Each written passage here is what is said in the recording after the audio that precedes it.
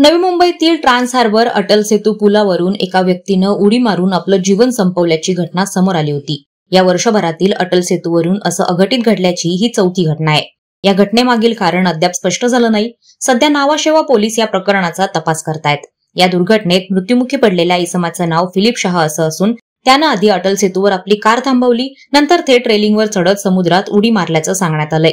Philip हा मुंबईतील माटुंगा भागातील रहिवासी होता। गेले काही दिवस फिलिपचा शोध खोल पाण्यात घेण्यात येत होता।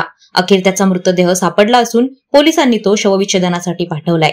या घटनेची नोंद नावाशेवा पोलीस ठाण्यात करण्यात आली असून अधिक तपास नावाशेवा पोलीस ठाण्याचे सहाय्यक पोलीस निरीक्षक विनोद बदक हे करतायत। वादळवारा लाईव्हसाठी न्यूज ब्युरो, उरण। नवी मुंबई व रायगड जिल्ह्यातील ताज्या बातम्या आणि घडामोडींसाठी सबस्क्राईब करा वादळवारा लाईव्ह चॅनल आणि दाबा बेल आयकॉन।